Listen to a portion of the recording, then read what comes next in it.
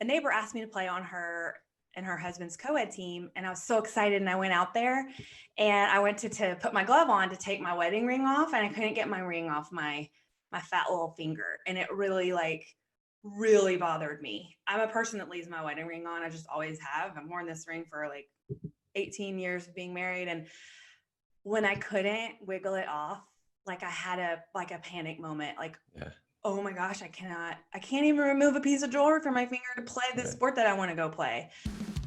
It's the Health in the Real World podcast. It's time to start the show with Chris Janke as your host. Here to give you everything that you need when it comes to fitness strategies. We keep it simple and easy. It's your roadmap to get healthy. You don't need equipment and you don't need a gym.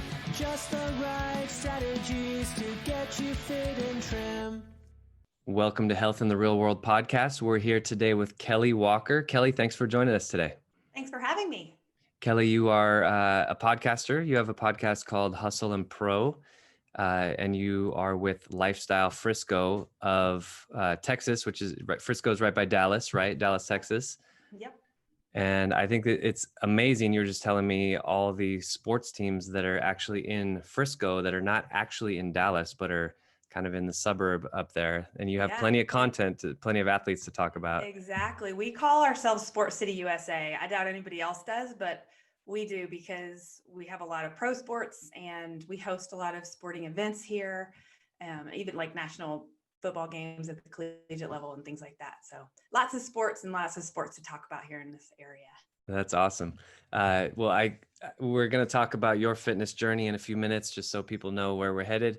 But, I got into the fitness game as a personal trainer through sports. I played sports growing up and always, it's funny. I looking back, I kind of liked practicing more than games because I didn't like the pressure and the yelling and everything, the coaches yelling at me.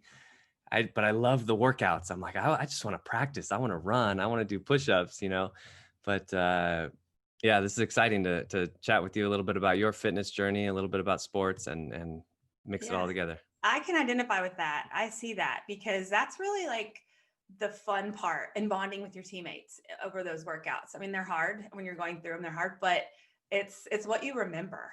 I have a high school athlete and that's what she's going through right now. Workouts every day before school, get up when it's dark and go. But that's what she's going to remember is all that time learning how to be in the weight room and running and doing those horrible conditioning drills. But that's kind of the good stuff. I think so. And I think that's where the learning comes in too, right? Where, very few people who engage in youth sports are going to become professional athletes, like very, very, very few. Sure. And so it's not a career path, but it's more of an education ladder sort of, right? And that's, I think, where the education comes in, the discipline, the repetition, the commitment. Like you said, you're waking up at 5 a.m. How much do you want it? Right. Things like that. So I think it's really great. Yeah. I think it's important to set goals for kids. So our goals were for them to make high school teams in whatever sport they wanted to still be playing at that level, not to try to get scholarships or to even play at the higher level because they're really not at that point. They won't be those kids that go on to keep playing. But take advantage of that education that they're getting because she's learning how to be in a weight room and she's learning how to properly lift weights and do all these different sets and skills that she probably wouldn't listen if me and my husband took her to the gym and tried to say all that to her. It's different when a coach that you look up to is working in there with you every day. So I do think it's really valuable. And that's something that will serve those kids when they're, 60, 70 years old, when, they're like, I want to get healthy again. Oh, I remember back in high school when I learned how to lift weights. Yeah. So let's, you have a really awesome story about your own personal fitness and health journey. Walk us through that a little bit. And so one of the first questions I ask people is what's the first thing somebody should do to get fit and get healthy, get in shape? So I want to sort of reframe it a little bit when I ask you, what was the first thing that you decided to do on your 39th birthday? Make a commitment to myself was the biggest thing. Up until then, it was all just sort of mind games about, oh, maybe I'll start this day or maybe I'll eat a little less of this, or maybe I'll work out one extra thing. Those little bitty tiny adjustments that were sort of short-lived that wasn't going to cut it for me. I had to decide and actually like put a plan on paper, but with a decision, I even named my little plan and everything. I just had to commit and say, okay, everything else is just going to have to wait. I'm about to turn 40. I'm going to take a year and for me, and just make it work for me. And I'm not going to volunteer as much and do all these other things. I got selfish. I'm not going to cave at a party and eat that cookie or brownie and all those things. I just had to make a commitment. And I also thought it was important to tell other people. It was awkward and weird, but I cut out different things that, friends and I were used to doing together. Maybe it's an alcoholic drink on the weekend or whatever it is, beer. I used to drink beer. And I did have to explain to people, like, I wanted to be forthcoming and say, I'm not going to have that. And here's why. Not like, oh, I don't feel well or this or that. But I wanted to just be open with everybody that was in my circle and say, I'm trying to do this over this next year, and I'm not doing this or this. You can or whatever. So I just wanted to be kind of vocal about it to help that whole accountability circle, so that I wasn't really hiding anything from anybody about it. I was just sort of on a mission. I like that. So first you get very clear, you get serious, and you tell people. I really like that idea of naming it. I think a few years ago I did something like this. I called it like Operation, I don't even remember what it was, but it was like I put it on the fridge and it was like Operation something. I got to look for that paper, see if I still have it. But yeah, I named mine 40 by 40. So 40 by 40, that's in my perfect. head, I thought I could lose 40 pounds by 40. I went to a weight loss center and I was really like distorted a little. I didn't have nearly 40 pounds that I was able to lose. They said I had 19 pounds of fat that I could lose. So, Okay.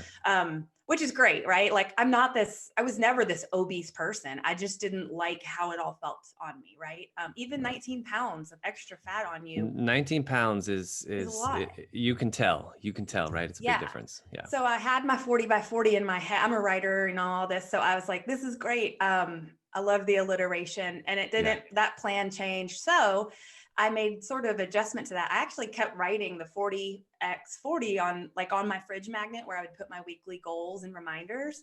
But I sort of shifted it to the 4. I wanted to be in a size 4 jeans and pants instead of the 40. I was like, I can't lose 40, but I'll stick with the 4, and that'll kind of be in 40. My mind, like size 4, because I mean, I've had 2 children, but over the years I've been up to size 12s, and I just I'm not going to I probably have bought 14s before too, but I was like, okay, I cannot go up. I cannot keep doing this. And I know I can try to get down. So 4 was like a really big lofty goal, but I just liked that number. So that was kind of what I used with my little title. And that's interesting too, what you just said about how you bought the 12s, but you were unwilling to go to 14. Like you got outside of your threshold. You got to the point where you're like, I don't go past this. Right. And then that was enough to almost slingshot you down and make that effort toward the 4. Yeah. But do you want to know what actually was like the moment that I made my decision? So I play softball. I grew up playing all kinds of sports, but I've always played like intramurals through college and adult softball through work leagues and stuff. And a friend asked me to play.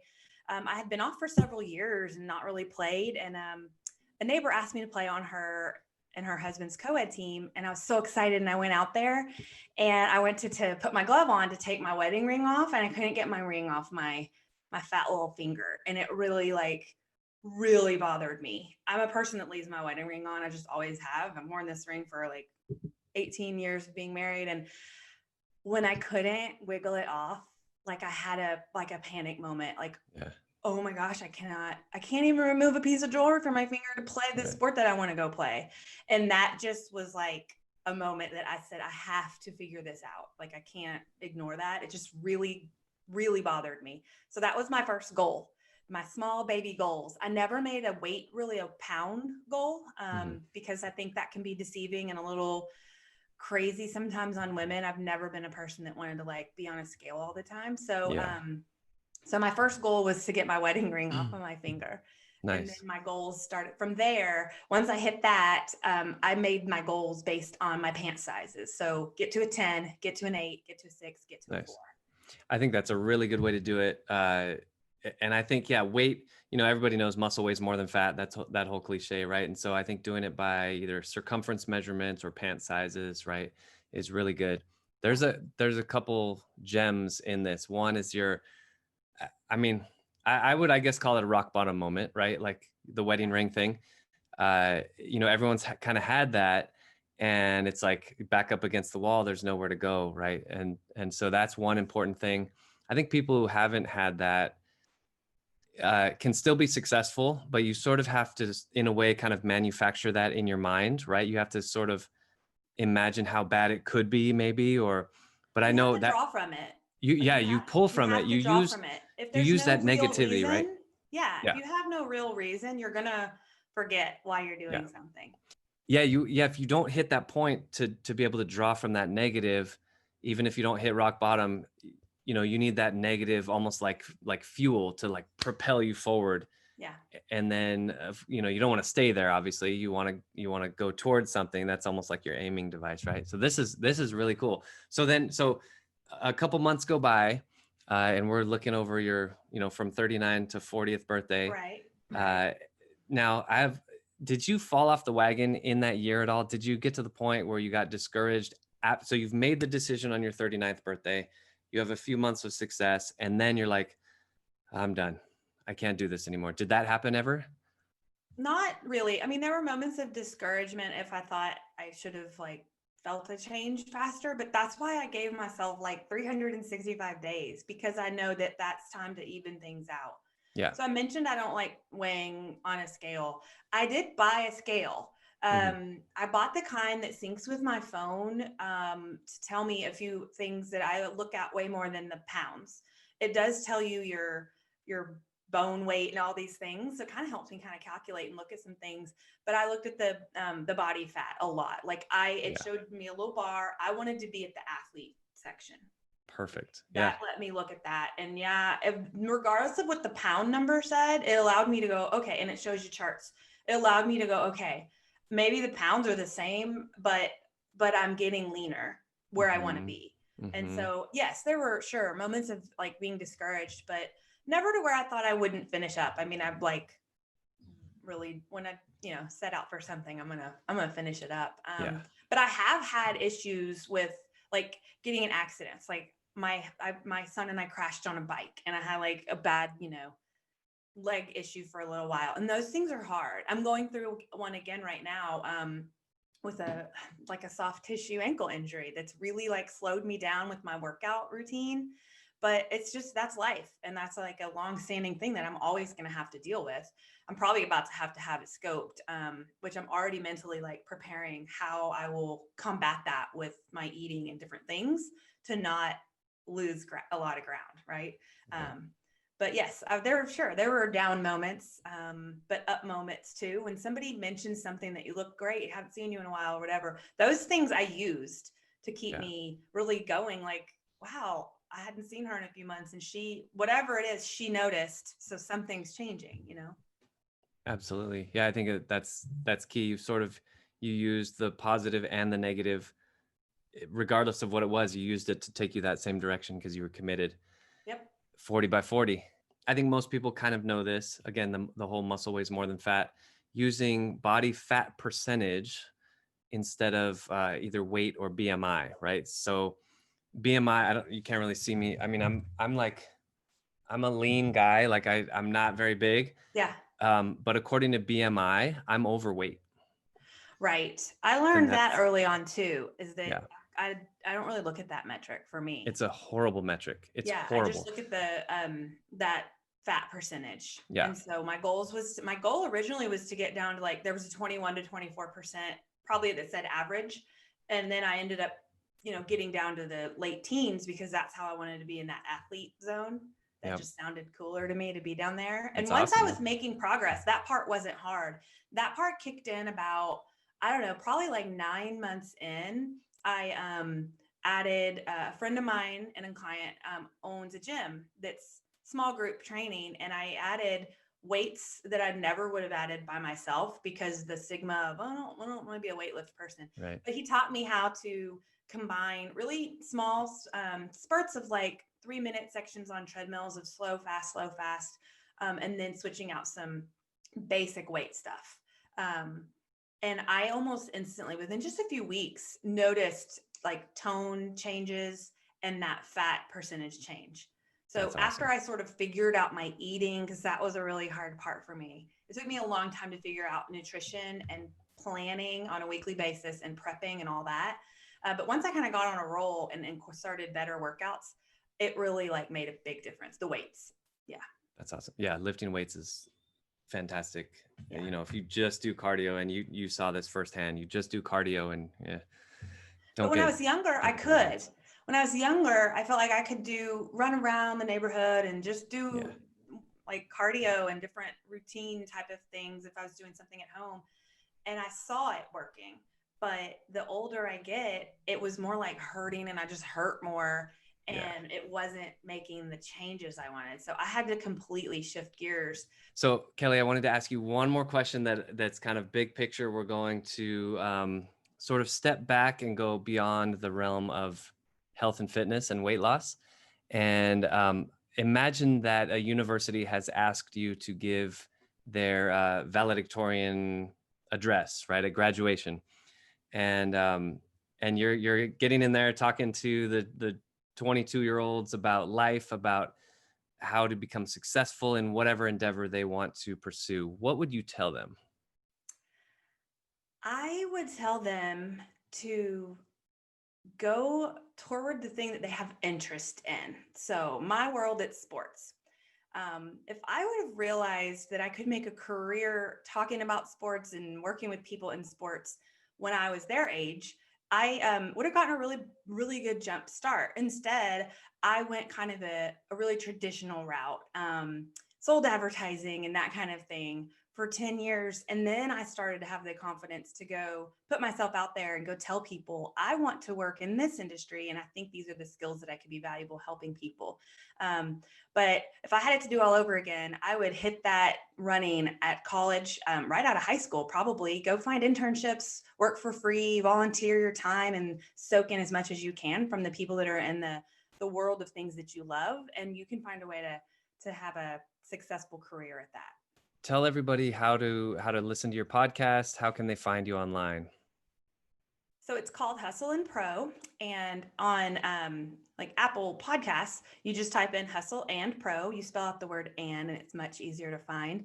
It's through Lifestyle Frisco, and you can also find it on lifestylefrisco.com. We have a couple podcast shows. So mine's the sports related one called Hustle and Pro. I talk to youth athletes to pro athletes and coaches and everybody in between.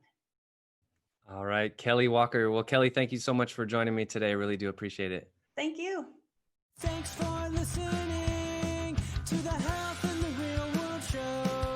Make sure to like and subscribe and comment down below. Visit mycorebalance.com to learn more.